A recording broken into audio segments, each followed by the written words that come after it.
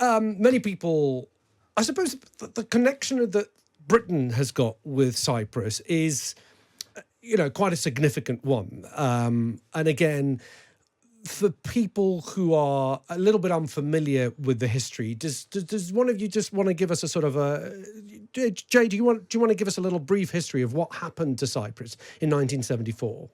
Sure. So most people know Cyprus as a beautiful holiday resort. Yeah, birthplace of Aphrodite, beautiful place. Yeah, Ayia Napa, Party Island, that type of stuff, and that. But our ancestral home Cyprus has a quite unfortunate, bloody, tragic history. And the conflict in Cyprus has been happening for, nearly 60 years now, way beyond 1974.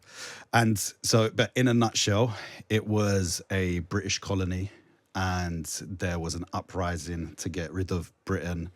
And then that ended up in inter-ethnic fighting between the Turkish-Cypriots and the Greek Cypriots, which gave us a period of 10 years of civil war almost in Cyprus from 1964 to 74. And in 1974, there was a military coup from the junta in Greece to unite Cyprus with Greece. And that's when Turkey military intervened. And since then, 50 years on, the island has been partitioned between its two communities. And it's still partitioned. I remember going there in 1997 for the first time to shoot a film. And I was living in a hotel in Nicosia, and unbeknownst to me, that Nicosia was still a divided city. I mean, it is, half of it is in the Greek Cypriot side, half of it, the northern half, is in the Turkish Cypriot side. There is a green zone where I was told, don't mess around here. There are people taking pot shots at someone trying to cross the green zone. So, Andreas, did you two grow up on opposite sides, if you like? So we both grew up in London. Yeah. We had a very close Greek Cypriot and Turkish Cypriot friendship circle. You're all in Green Lanes, aren't you? Yeah, well, not far. Pretty close. Enfield. Enfield. Yeah, not far. But basically, we went on holidays together. We run a business together now, me and Jay.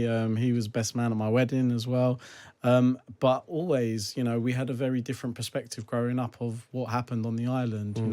For a lot of Greek Cypriots, they see what happened in 1974 as an invasion. But a lot of Turkish Cypriots will see it as peace intervention. So when we got together and we went to Cyprus for a job that we had out there, we saw how close our communities actually were, like how similar they was, and we wanted to tell the story of what happened and how complex it was and how deep it was for both communities. I mean, it is true to say, Jay, that pre the Troubles, the communities, the Greek community and the Turkish community, were living quite happily alongside each other, and then the Brits came along, which tends to spoil things. I mean, you pick it up quite nicely in the film as well. The film's very well balanced, of course, because there's both of you involved, so it doesn't take sides. It's trying to be as objective as possible. But you do mention that when the infighting began, it was basically because the Greek side of the island, which was what we would say about 80% of the island was Greek speaking, let's put it that way, 20% the Turkish community. But the Greek side wanted to get rid of the Brits, and they wanted to join mainland Greece in order to do that. But then what did the Brits do? They did their lovely old divide and conquer, basically, set the communities against each other. So that, like you said, that is a theme that we explore in the film, and we have a political scientist called James Kerr-Lindsay who dives deeply into this subject, who's well versed in it. And unfortunately, that was one of the actions that happened. There was a ploy to use the Turkish Cypriots in the police force, because obviously the Greek Cypriots were removed from the police force, and then that created the first conflict between Greek and Turkish Cypriots when there was a terrorist attack on a police station, and then a Turkish Cypriot police officer died, and then we saw infighting start within the communities. Yeah. Cyprus, of course, has got huge strategic importance. People, you only have to look at where it is on the map. You control Middle East, you control Suez Canal, you control what's happening at the edge of Turkey. It's hugely strategically important, which is why, and again, we need to mention the two sovereign bits of Cyprus that are British, Akrotiri, and where's the other one? I forget, but Akrotiri is the base. Dikelia. Yeah, there we go. And more bases in the north of the island held by the Americans, I believe. So it's a very sort of sought after strategically. Andrea, what's the future hold? You do a great job of describing the problem and its origins. But where do we go from here? I think for us, a big part of this story wasn't just all of the historical context that created this situation. It was about exploring how people were affected. Yeah. That was a big part of this documentary. And we thought, as if we could highlight this, then maybe people could sit and think about other conflicts that are happening around the world, and sometimes see that things aren't just, black and white, that there is a villain and there is a hero, and that things are far more complicated. So where we go from here, I'm not sure. I'm a little bit worried about what's going on in the Middle East. Because I think Cyprus is strategically going to be a very important asset. Well, we see all the aid that's meant to be going into Gaza. That is starting from Cyprus. Those are the ships are based there. I mean, it is ridiculous, Jay, to think that, when you think of a divided city, your brain goes to Berlin, the wall. And yet all this time, since the wall's come down, all this time, there has been a divided city, not on the other side of the planet, but in Cyprus, in Nicosia. I remember sort of waking up and looking at the mountain, and on the Turkish side, there's that big burnt mountain with a big giant Turkish flag looking down at the city, and then you get the preachers and the turrets, and all the megaphones are sort of pointed towards the Greek side. You're both laughing, and you have to laugh, but. Do you think the animosity is still there between the Greeks and the Cypriots on the island?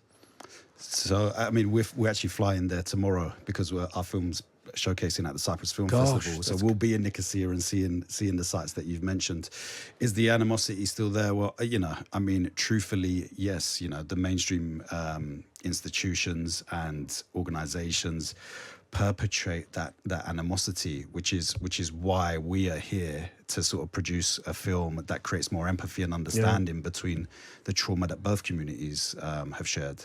I mean, it is hard, and it takes people to make that effort. And look, I speak as a 52-year-old Greek, mainland Greek, who was brought up in the Greek schooling system. I was there till I was 16. The history that you get taught, you cannot help but leave school with a certain attitude towards what's happened to your country. Let's not forget, Greece and the Hellenic people, the Greek people, were under Ottoman rule for 400 years, from 1453 to 1821. The Greeks weren't allowed to speak their language, practice their faith, and be their own community. They were sort of second-class citizens in their country. And that scars people. And again, this is not, and you cover beautifully in your documentaries. By the way, I have to say, beautifully shot. It looks fantastic. You've used great archive footage and all these voices, and it really explains it very well. But it's incredible how much of that has been ingrained in people from generations. But you focus on the personal stories. Look, thank you so much, both of you, for coming in and bigging up the Cypriot contingent in London, which is huge. There's so many Cypriots, both Turkish and Greek, in London, which is wonderful to see. Good luck at the film festival. Thank you very much. Has the film been shown in Cyprus yet? It's going to be on Tuesday. On Tuesday. That's our first showing in Cyprus. Oh, where is it going to be? In Nicosia at the Cyprus International Film Festival. Oh my goodness! In the divided city. What are you going to do? Are you going to stay in the auditorium once they're playing it, or are you going to sneak out? We're going to do a Q&A after the screening as well. Okay. Oh, I wish I could be there. Good luck, guys. Wish us luck. Good luck. It's going to be. It's a great film. Cey Sesiguzel and the Andres Tokalos, the directors, both the directors, for a brilliant film called A Divided Island. Before you go, for people who want to see it in the UK, how can they see it? So if they go to www.dividedisland.com, they'll be able to see it in UK cinemas in the month of November. So we have select cinemas up to about 20 screens showcasing it. So go on the website and you'll be able to book onto one, hopefully near you or in and around you. DividedIsland.com. The Divided Island. TheDividedIsland.com. Yeah, Great. perfect. Make sure you sit next to green lanes, go on afterwards, have something to eat. You're going to be good. Exactly. Thank you both. It's Thank a you real so pleasure to much. meet you.